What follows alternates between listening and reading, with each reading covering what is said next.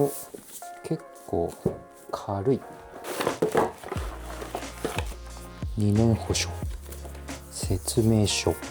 これが電源ケーブル、イーサネットケーブルと、これはドライバーと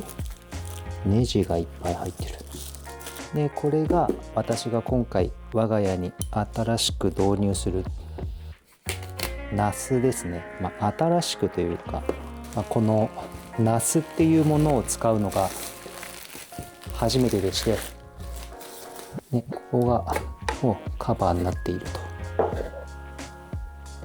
でここに 3.5 インチのハードディスクを組み込んでセットして使うという感じですね。それでずっと前からこのナスっていうものを組みたいなとちょっとずっと思っていて、というのもですね、ここにですね、私が今まで撮影してきた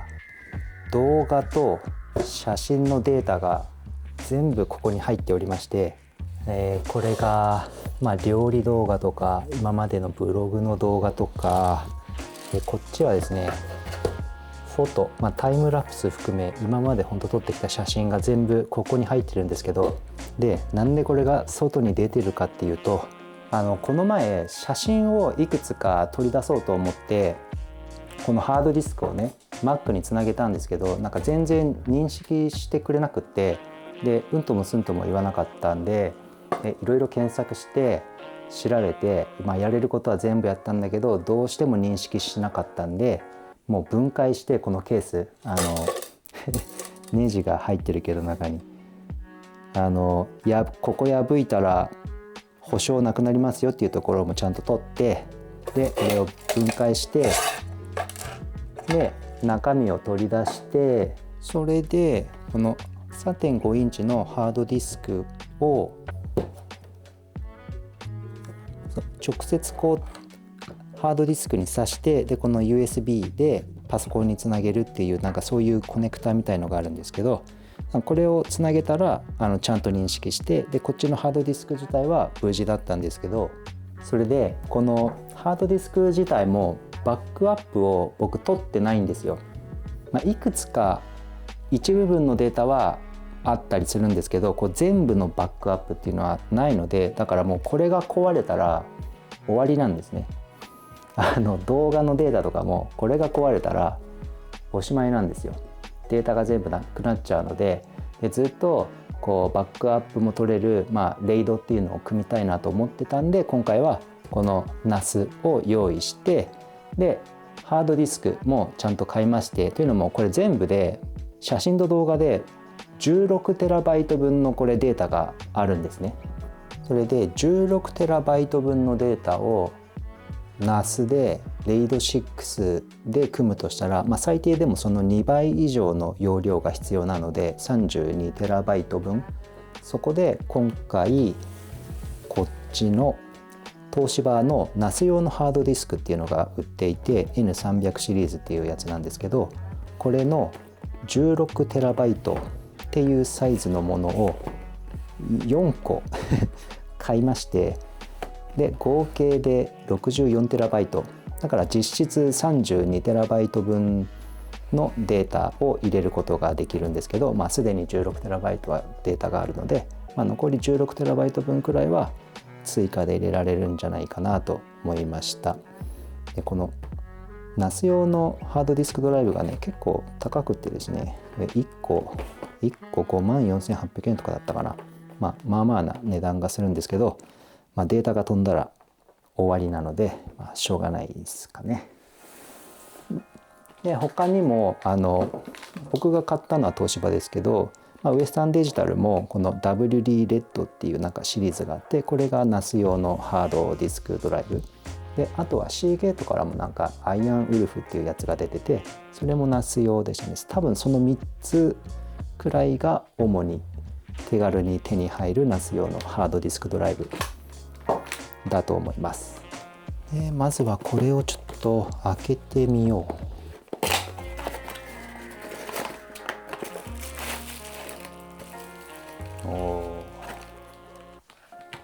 ここんな感じなんですね。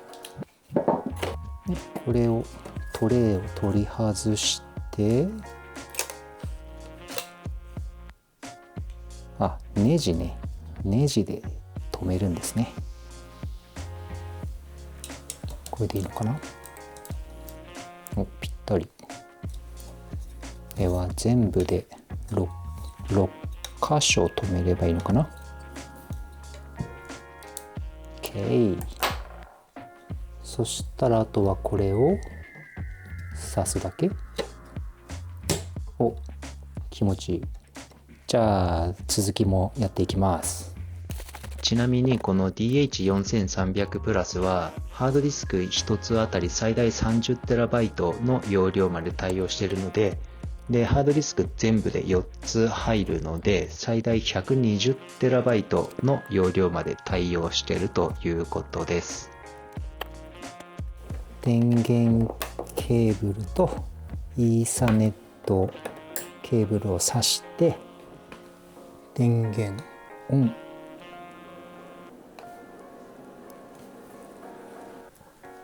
そしたら、ユーグリーンの NAS のウェブサイトに行って Mac 用のアプリをダウンロード。ニューデバイスレジストレーション。はい。お、見つかりました。レジスター。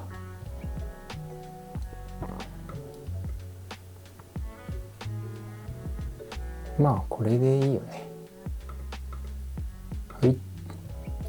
アカウントネーム、E メール。まあ登録作業が続くということですね。これで今なんかシステムをいろいろ構築してんのかな。あ、でも20分ぐらいかかるんですね。まあちょっとしばらく待ちましょう。なんか20分って書いてあったけど5分くらいで終わりましたね。でダウンロード、アップデート Now、 アップデート Now したいですね。お、これも15から20分と出てますが待ちましょう。また5分ぐらいで終わりました。リブートしたのでログインをし直して、これでいいのかな。でもまだレイド組んでないもんね。ストレージプールとボリュームをつけましょう。作りましょう。セレクトハードドライブ。まあこれは全部ですね。全部を使って、まあでもレード5でもいいのかな。どうしましょう。レード6にするかレード5にするか悩ましいですね。まあでもいいかな。レード6にします。2個ハードディスクが2個まで壊れてもデータが全部復旧できると。そうだから半分がデータで半分がこう予備というかね、そういう感じになりますよね。でレード5、まあこっちはやっぱ効率いいんですね。まあでも6でいいです。これでいいでしょう。All data in hard drive 1234 will be deleted。 全部消えても大丈夫というか何も入ってません。よし、今システムを構築中です。そしてですね、NAS の構築、RAID 6のシステムの構築と、あと HDD の初期化で結局ね24時間ぐらい時間がかかりまして、でこれからやっと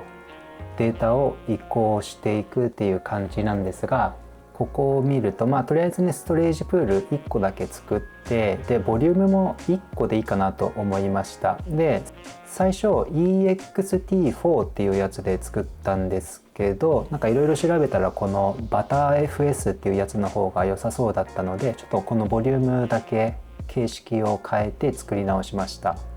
でここのボリュームを作り変えるのはね数秒で終わりました。でレイド6でハードドライブ全部使っていて、で空き容量というか実際にデータが使える、データが保存できる容量は 29TB で、ボリューム1もこのレイド6全体を使って作ったので空き容量が 29TB になっております。でここのファイルかな、ファイルに行ってシェアードフォルダーでいいんだよね、きっとね。でニューシェアフォルダーでフォルダーネームはムービーで、リミットもいらないし隠す必要もないのでこれでクリエイトでムービーが1個できまして、はい。でこの前作ったドキュメンタリーの映画のファイルがあるんですけど 8.48GB、 これをちょっと入れてみよう。アップロードトゥムービーで、今パソコンは Wi-Fi でつながってて、ルーターとでルーターと NAS は今 2.5 ギガのイーサネットケーブルでつながってます。 8.48 ギガバイトだからね、そこそこの容量はありますけど、でも意外と早い。もう 8% 終わった。だから多分これ PC とルーターをイーサネットケーブルで接続すれば多分もっと早いんでしょうね、きっと。それでも毎秒 28MB なので十分っちゃ十分ですけど、でもね、僕が今こっちに入ってる今まで撮った写真と動画の容量は全部で 16TB なんで、多分1日かかりますね、こっちは。半分終わりましたね。ちょっと速度が上がりましたね。今毎秒 30MB です。アップロード完了をでも 7.9GB になってる。再生してみる。一応ねこれ 4K の64分の動画ファイルなんですけど、開くことできるのかな。開けた。ビデオプレイヤー。さすがにちょっともういける。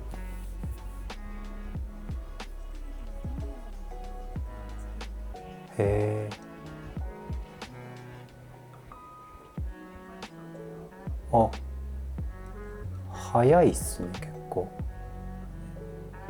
普通に再生できるんだね。すごいね。なるほど。それでさっきね、携帯のユーグリーンの NAS のアプリ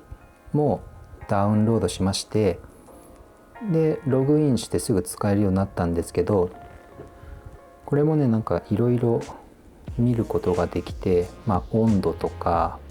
で、ここのファイルのシェアードフォルダー、さっき入れたやつも見れるのかな。